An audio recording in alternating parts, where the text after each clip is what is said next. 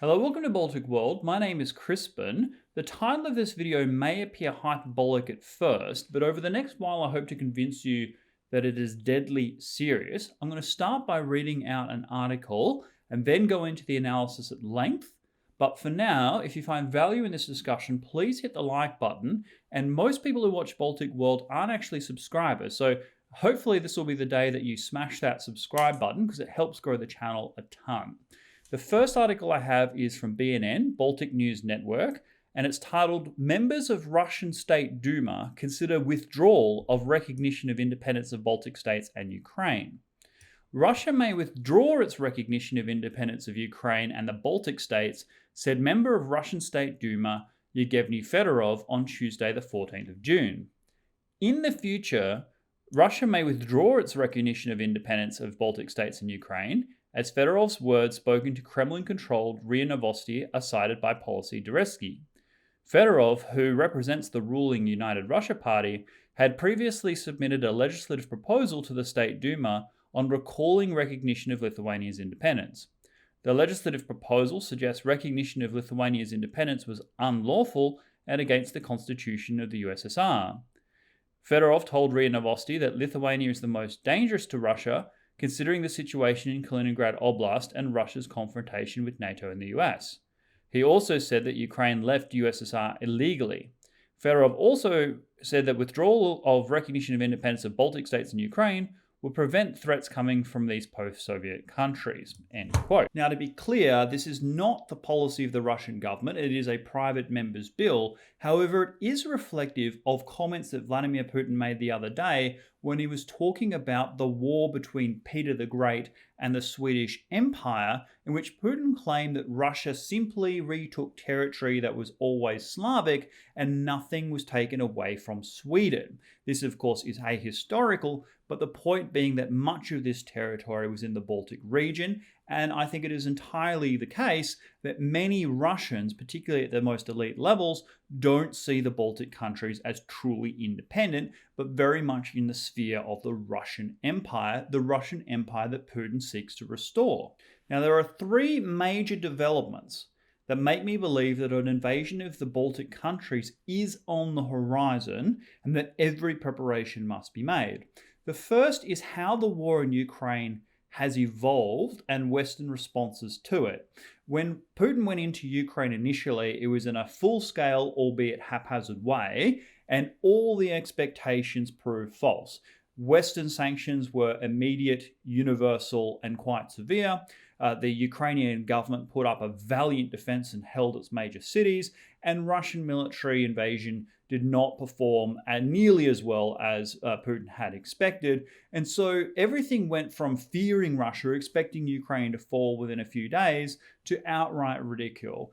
Everyone in the West was kind of triumphalist, saying that, oh, well, Russia is hopeless, they're a backwards country, and look what they're doing, they're failing in every possible way. And this criticism was entirely valid, given the number of casualties and artillery pieces and tanks and aircraft that were being routinely destroyed by Ukrainian forces. However, as we all know, the war has been totally recast. It is focused entirely on the east in the Donbass region, where it plays very much to Russia's military advantages, particularly in artillery. Russia has a tenfold advantage in long-range artillery over the Ukrainians. They are pulverizing eastern Ukraine into the ground, basically demoralizing the Ukrainian defenders who are fighting there, who really have limited options given the extremely slow pace that the Western European allies, particularly Germany and France, are contributing their own military forces, their long-range artillery and missiles,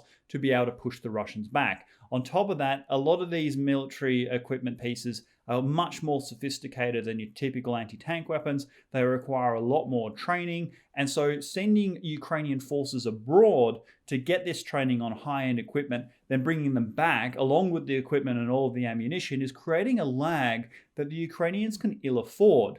But more importantly, it's fracturing the political will. At first, everybody was on the same page, shocked as they were that Russia would embark upon this terrible and costly invasion. Whereas by focusing entirely on the east of Ukraine, where it's largely Russian speakers, where Russia has been embarking on a hybrid conflict for many years, well, the Western European countries, when they're contending with their dependence on Russian gas, but also the cost in terms of inflation, the sanctions blowback on the Western European countries, the sense that Russia is not really a military threat to the West given their failures in Ukraine. That was one of, I think, the bad lessons that we've taken from the invasion of Ukraine, is that we have underestimated Russia's military forces as well as the leadership ambition. So this new war that's high intensity but regionally constrained is exposing the regional discord that Russia expected to see in the first place. That is, the Baltic states, Poland and Britain on the one hand, willing to go to the mat, support Ukraine, preserve freedom and democracy even at extreme cost and risk. And then Germany, France, and Italy doing the opposite. Germany has just decommissioned the last of its nuclear power plants. Its dependence on Russian gas is now total. France, Macron has mused the idea that Ukraine should give concessions to Russia in order to appease Putin and to end the fighting, i.e. basically surrender. Meanwhile, the US administration is caught in a political blender. On the one hand, they want to support Ukraine and defeat Russia, but the American people are fed up paying endless sums of money to support conflicts that are very far from their own borders, particularly in an environment of runaway inflation and what appears to be a political bloodbath coming in November in the midterm elections, which almost certainly is going to have Republicans run the table, including many America First Republicans that will want to reorient foreign policy spending towards its more immediate domestic priorities. Second, and related to this, is the level of support that NATO is providing to Ukraine in this new military environment. On the one hand, it has promised to provide significant military forces in terms of artillery pieces, ammunition, long-range rockets, but the delivery has been extremely low in coming. This is also the case when it comes to new military deployments to the Baltic countries. Prior to the invasion of Ukraine, the NATO allies had basically assured Russia that it wouldn't put significant military forces in the Baltic countries because they didn't want to threaten Russia or do anything that was too destabilizing. The military war plans, if Russia was to invade the Baltic countries, was essentially to put up a temporary screen, one that would not be able to hold the Russian forces for long, and then hopefully deploy a rapid response force of a couple of divisions to put up a more stern resistance while running 24-hour sorties out of Nordic airstrips in order to push the Russians back. This was always extremely unrealistic. Few thought it would work in an actual war. However, two things drove this policy anyway. First, the Western European countries did not believe that Russia would ever invade the Baltic states under any circumstances, and thus you didn't need to take it too seriously. And second, it was expected that a so-called tripwire would be ultimately a deterrent. That is, if you have foreign troops rotating through the Baltic countries, a couple of hundred British, a few hundred Americans, then if Russia was to invade the Baltic states, they would not be able to avoid killing foreign service personnel, and that would, in principle, drag these countries into the conflict,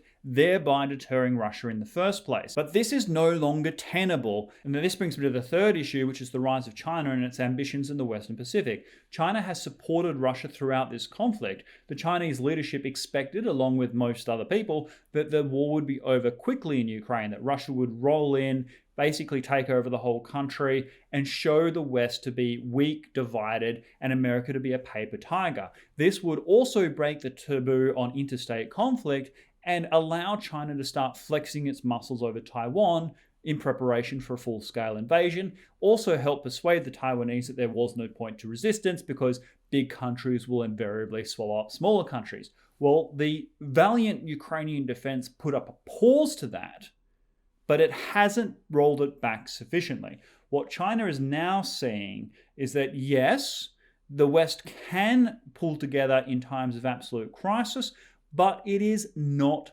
long for staying power. Eventually, the fissures will always break up, distractions will take over, some countries will carry more of the burden than others, and many countries don't want to incur risks and costs for things that happen very far away. So China's ambition to take over Taiwan, to push America out of the Western Pacific, is unabated. Meanwhile, Russia's ambition of restoring what it perceives to be the Russian Empire, rolling into Eastern Europe, pushing NATO back, invading the Baltic countries, that is becoming insatiable. And so Russia and China are working hand in glove to divide Europe and the United States. If Europe can't band together on its own to push Russia back in Ukraine, well, America is going to be seriously divided. It wants to focus on the Western Pacific and yet is constantly distracted in the Middle East and in Europe and other places. And so if the United States is in a situation where they have to defend Taiwan, then certainly, without question, Russia will invade the Baltic countries because Germany and France are pathetic and weak. So to summarize, this Western military support for Ukraine is slow and inadequate. The military build-up in the Baltic states to move from a policy of deterrence by tripwire to one of actual defense and denial and pushing Russia back through the long-term deployment of serious military power, well, that has stalled. And China and Russia are taking these lessons and going, okay, well, the West might band together briefly for a bit of a flash in the pan if something shocks them. But ultimately, the weakness of particularly the Western European countries, Germany and France, will make the situation untenable for the English-speaking powers, those that are actually willing to bear costs and risks to preserve the global international order. Where does this leave us? Well, Poland, the Baltic countries, and Britain are already working out new military relationships. They're kind of sidelining Germany and France as the joke that they're proving to be, and building up their military deployments in Eastern NATO. So we're getting kind of a mini NATO within NATO, one that is focused entirely on Russia. Will it be enough to deter war? Probably not, but hopefully it will be enough for those European countries to win one when it comes. That's my view. I would love to hear your opinions on this. Leave them down below. I will keep you up to date on the military deployments in the Eastern Baltic region. Hopefully, I'm proven wrong in this, that the Western countries get their act together, push Russia back in Ukraine, and put serious deterrent forces in its Eastern NATO periphery, but I'm not seeing that right now. And of course, China, while it was taken aback by the initial response to Russia's invasion of Ukraine and the inadequacy of Russia's forces, is learning those lessons diligently, and I don't think is abandoning its ambition in any realistic way. Thank you so much for listening. I will see you next time. Goodbye.